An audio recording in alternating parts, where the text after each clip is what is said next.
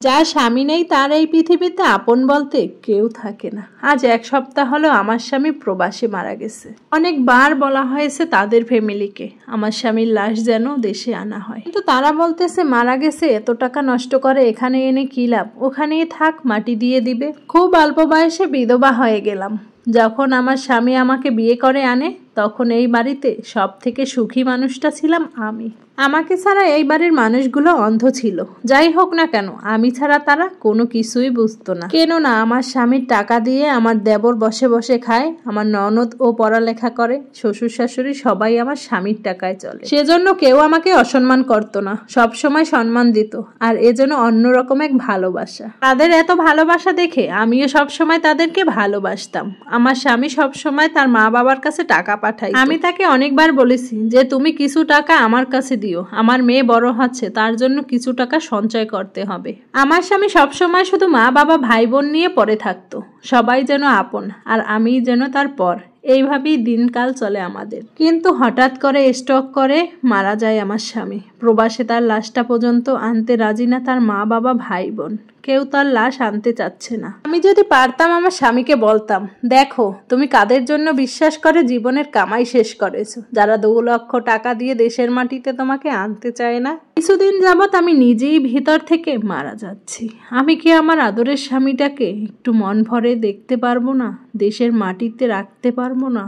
তারপর আমার কিছু সোনার চেইন, কানের দুল আছে যা আমার শাশুড়ির কাছে, তাকে বললাম আমাকে এইগুলা দেন, আমি বিক্রি করে আমার স্বামীর লাশ আনবো। কিন্তু তারা সেটাতেও রাজি না। শাশুড়ি বলে এইসব কথা ভুলে যাও, এইগুলা এখন থেকে আমার মেয়ে পড়বে।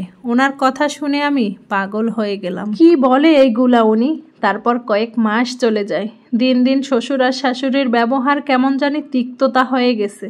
কথায় কথায় কালনাগিনী বলে গালি দেয়। আর আমার দেবর সে রাত হলেই আমার রুমে এসে আমাকে যৌন হয়রানি করতে চায়, খারাপ খারাপ কথা বলে। বিষয়টা আমার কাছে অনেক কষ্ট লাগলো।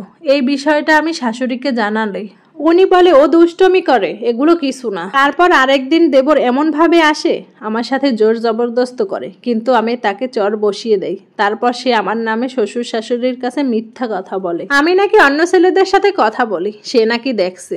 এই সেই আমার নাকি চরিত্রে সমস্যা আছে। তখন আমার রুমে শ্বশুর শাশুড়ি ননদ আসে, দেবরও আসে। তারা জেরা করে। এক পর্যায়ে আমি বলি আপনাদের ছেলেকে সামলান, আপনাদের জন্যই তো সে এত সাহস পাচ্ছে। এই কথা বলার পর আমার মেয়ের সামনে আমাকে মেরে চুল ধরে টেনে আবার কাপড় ছিঁড়ে ফেলে দেয়, বলে ঘর থেকে বের হ। এত রাতে তারা আমাকে মেরে রুম থেকে বের করে দেয়। তারপর আমি মনে মনে ভাবতাম ওরা তারা যারা আমি চোখ বড় করলে 100 বার মাপ চাইতো। আজ আমার স্বামী নাই বলে তারা আমার উপরে হাত তুলল। চলে গেলাম বাবার বাড়িতে। অনেক চেষ্টা করলাম নিজেকে এই বাড়িতে রাখতে, স্বামীর স্মৃতিগুলো আগলে রেখে বেঁচে থাকতে পারলাম না। এইভাবে 6 মাস যাওয়ার পর হঠাৎ শ্বশুর শাশুড়ি দেবর আসে আমাদের বাড়িতে বিয়ের প্রস্তাব নিয়ে। দেবরকে বিয়ে করতাম। তারপর আমি বললাম আমি এই বিয়ে করব না, আপনারা কেমন সেটা আমার জানা হয়ে গেছে। অনেক চেষ্টা করলো বিয়েতে রাজি করাতে, কিন্তু আমি হলাম না। শাশুড়ি বলতেছে তুমি এই দলিলটাই সাইন করে বিয়ে করতে হবে। আমি বলে দিলাম না জেনে কেন সাইন করব।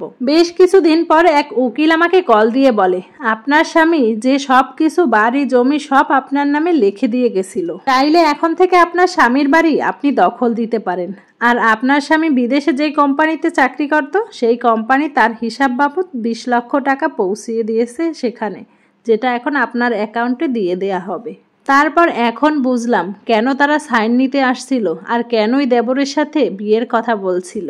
যাই হোক, পরে শ্বশুর বাড়িতে গিয়ে তাদের সবাইকে বের করলাম আর বললাম আমার স্বামীর বাড়িতে আমি কাউকে রাখবো না, বের হ সব। তারপর দেবর ননদ এসে আমার পা ধরে যেন তাদেরকে কিছুদিন থাকতে দেই। সবাইকে বললাম কিছুদিন কেন, 1 মিনিটও না। যে মানুষ রাতের আধারে নিজের ছেলের বউকে বের করে দিতে পারে তারা মানুষ না। এত টাকা দিয়ে কি করবেন যেখানে ছেলের লাশটাই দেশে আনেন নাই?